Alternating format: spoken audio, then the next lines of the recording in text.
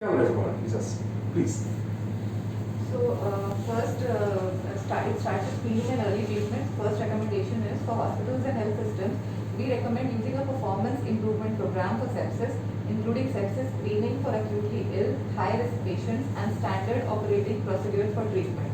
It's a strong recommendation with moderate quality evidence for screening, and strong recommendation with very low quality evidence for standard operating procedures. The second point is we recommend against use of Q-SOFA as compared to SIRS, Muse as a single screening tool for sepsis or septic shock. Strong recommendation with moderate quality evidence. In various studies, they saw that Q-SOFA has a good specificity but poor sensitivity. So they are now recommending against the use of Q-SOFA for predicting sepsis patients. Third is for adults suspected of having sepsis, we recommend measuring serum lactate. Weak recommendation with low quality evidence. Generally, the levels considered important are in between 1.6 to 2.5 millimole per liter. Lactate has been used in the SSC Hour 1 sepsis bundle, and lactate has been used in the sepsis 3 definition of sepsis. So in this, the changes are in the first recommendation. The standard operating procedures has been added. Others are same. Like we recommend that hospital systems have a performance improvement program for sepsis, including sepsis screening for acutely ill high-risk patients. This was in 2016. And the change is that they have added standard operating procedure should be there for treatment. So second and third are same. Okay, then next is the initial resuscitation. So fourth point is sepsis and septic shock are medical emergencies. Sepsis and septic shock are medical emergencies. We recommend treatment and resuscitation should be begun immediately. That's the best practice statement.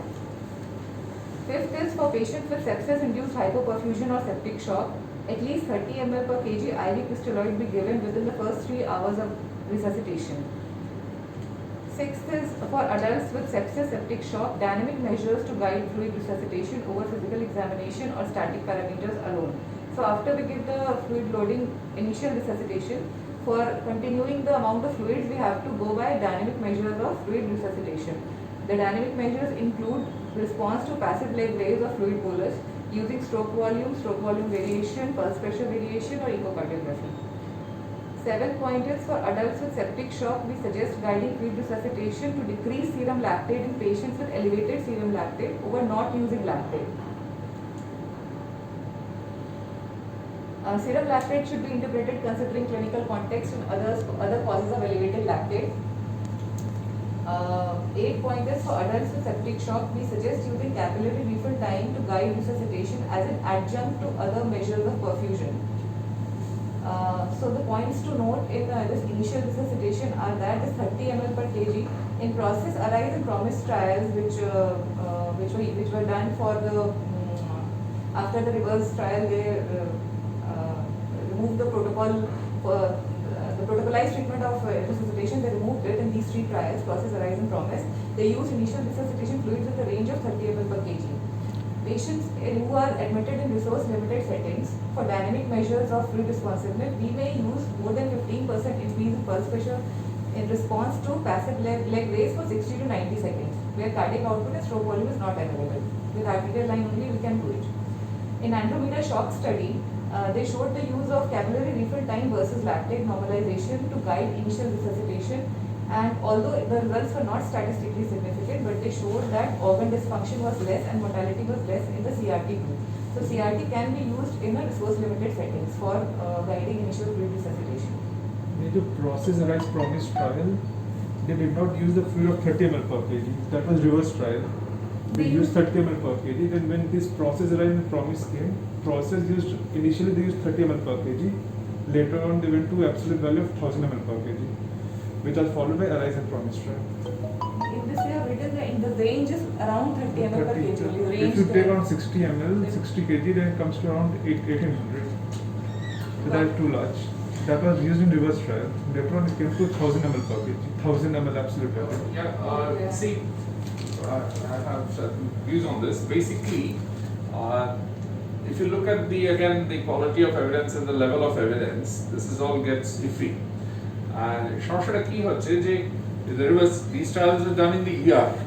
they have patients coming from community, very sick patient in the ER, whereas a lot of our patients who will come from the ward, so they have already been unwell for a while, have received some fluids, this, that, and the other, and যখন এই প্রথম ট্রায়ালসগুলো বেরোলো, I saw a lot of people তারা blindly যে কোনো ICU patient আইসিইউতে 10 দিন ধরে আছে, সেটা সেকেন্ড এপিসোড অফ সেপসিস হচ্ছে, তখনও they are going ahead with all that much of fluid when the patient's total body water, total lung water, etc.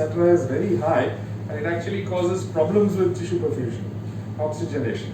So এটা যে তুমি যেটা বললে প্রথমে যে ওই dynamic measures, when you want to, what you are trying to do is to restore intravascular volume, to restore perfusion.